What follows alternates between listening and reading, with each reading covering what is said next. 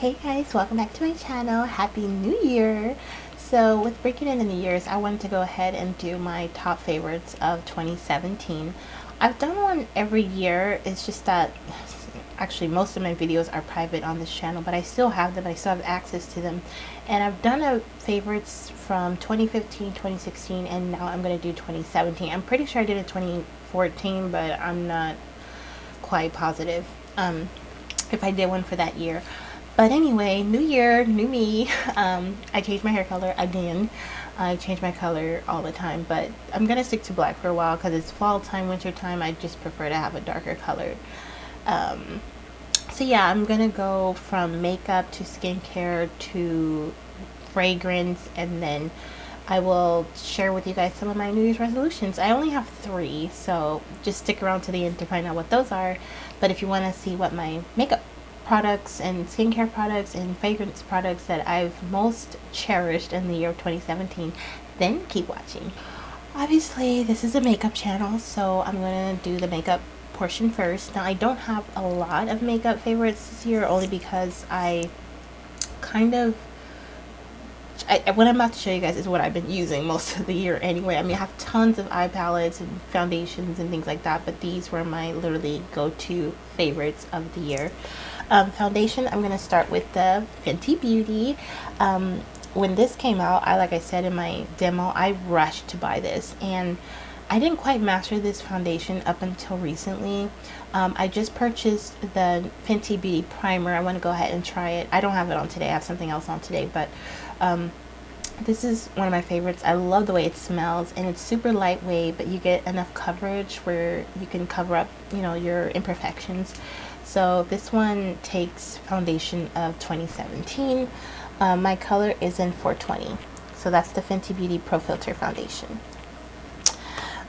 For concealer, obviously I'm going to go with the Tarte Shape Tape. I jumped on the bandwagon way after the explosion of the popularity of this product. So I have the color in Tan Sand, and I just use this for my under eye. I have it on today, so it's a very subtle highlight, but that's because I dimmed it out with a little color powder, but I'm sure if I use translucent, you could see how bright this color is. For powder, it's my my MAC Studio Fix powder. They recently came out with the NC55 shade, and that's the one that I got. For the longest time, I was using the NC50 because that was what I color matched at MAC, but I've been noticing that this is getting way too light for me, so now I use this for my scalp, for my lace fronts. That's what I use to help it blend in. But for my face now, I went and picked up the NC55, and I absolutely love it. It's my perfect shade. I know you guys probably can't tell. Make sure you grab it. Tell the coloring distance between the two, but in person, you could totally tell. Up close so you guys can see. So I don't know. It's a subtle difference on camera, but in person, NC55 takes the win because it's like a perfect setting powder for my face all over. For my setting powder for my under eyes, obviously I'm going to go with the Sacha Buttercup. This has been my favorite forever. I haven't changed under eye setting powders. I did use the Maybelline Fit Me loose setting powder, which I absolutely love. That's like an honorable mention. It's too far for me to grab, so I'm not going to grab it, but I do love that one. But for that more yellow under eye, I've been going for the Sacha, but this is like maybe my third or fourth package of this, so it's literally my favorite under eye. I don't know if I could use anything else. For my eyeshadow primer, it's my go-to. This is the MAC Paint Pot in Painterly. This has been my favorite thing to use. I use it all year long. Obviously you can see a little dent in there, so yeah, it's my favorite eye primer.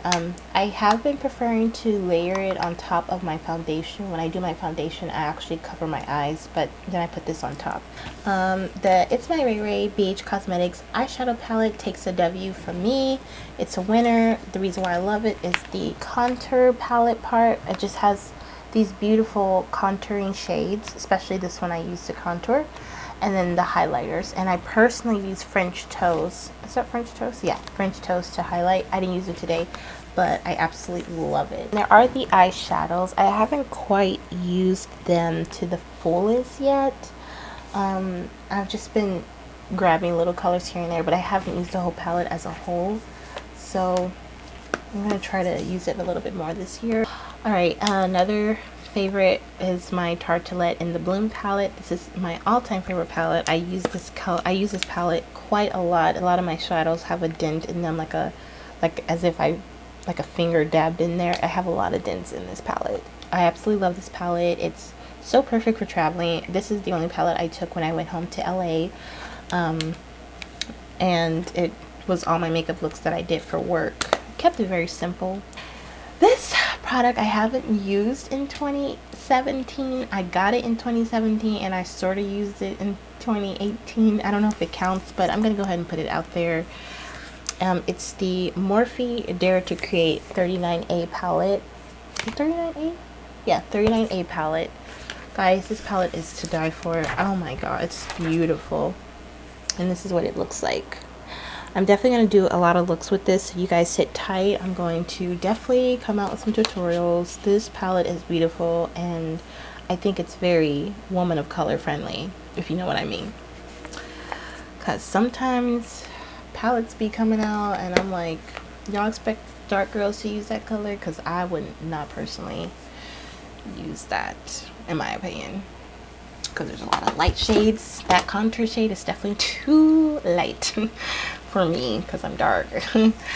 Okay, well, I had set up all my favorite products, and I happened to put all my lip colors back into my makeup storage box. So my favorite lip products of this year were all liquid lipsticks. Like, hands down, liquid lipsticks made their year this year.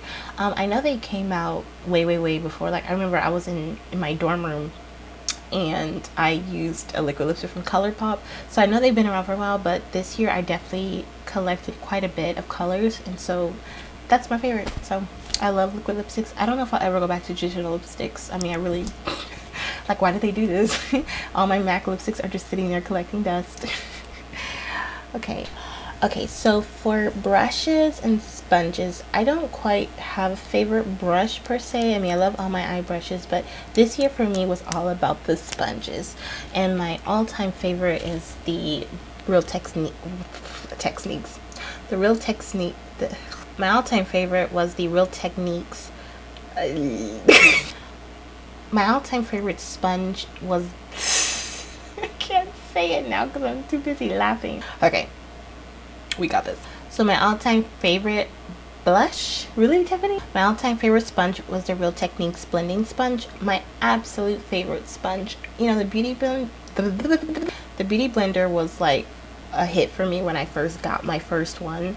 But then recently they've come out with these dimensional sponges that have like different angles and things, which I absolutely love. So the Real Technique, I love it. The Real Techniques sponge is bomb because it has the pointer, and then it also has this flat surface I love to use to press on foundation.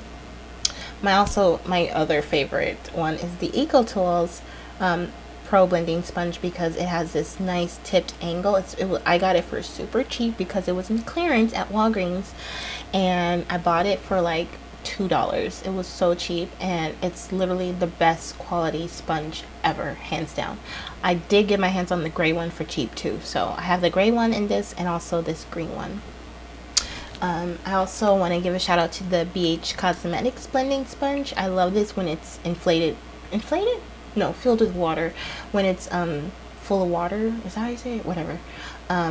It's so soft and squishy, and I just love it. It gets really big, so I like to tap it on for a foundation. So those three are my top favorites. I have a copy of each one. The Real Techniques brush, Real Techniques sponge, I have it like 4 different ones. I'm planning on throwing some of them away because now they're too dirty to clean. Like, not that they're not clean, but the dirt won't wash out or the makeup won't come out, so I'm probably gonna throw those away and get some new sponges. But I've been using this one for about 4 months now, and I clean it every time I use it, so it looks brand new. So now let's talk about skincare. I did mention in a video that I was going to talk about my skincare routine because my skin has come a very long way. I still get my traditional breakouts here and there, especially if I don't drink enough water or I eat something like candy or too much of something. And then obviously when that time of the month comes, I can't avoid my breakouts from happening, because every time I get my period, my face likes to break out in craters. So but on a regular day, in a normal day, like when I'm not on my period and I'm not breaking out, these products have been super helpful in my skincare routine. I have a very simple skincare routine. I don't like to do too much to my face, especially because I'm a working girl and I do a lot of things all the time. So when I get home and I'm ready to go to bed, the last thing I want to do is spend like a whole hour taking care of my skin. I mean, I know I should do, especially if I wear makeup, but these products keep it simple, but they're still doing the most for my skin. First is the Your Good Skin. Now this brand is totally exclusive at Walgreens only. You can't get it anywhere else. So this is the brightening exfoliating wash. I know you shouldn't, look, I have like nothing in here. I have to go get some more. I know you should not exfoliate your skin every day, but because I wear makeup practically every day, I exfoliate my skin every day. And the only reason I do that is because I want to make sure that my skin is nice and clean before I go to bed, because obviously I pack on the makeup sometimes, and you know, I don't want to have clogged pores, but it's so gentle enough that you can use it every day. So this is literally my favorite exfoliator, and this is all I use to wash my face off. With that, it has the Your Good Skin has a brush that you can use to scrub your face. So that's what I use. It definitely removes texture, any dead skin. It just really does a lot for my skin when I use the wash. So usually after I'm done washing, I use the Your Good Skin anti-shine base lotion. This stuff, guys, makes your skin feel like a baby's bottom. It's so smooth, so soft, very matte. And if you have oily skin, I have really oily skin, and this stuff really helps your oils kind of not come out so soon, but it also provides hydration. So I really like that. It's very mattifying, and it makes my makeup go on so smooth. So yeah.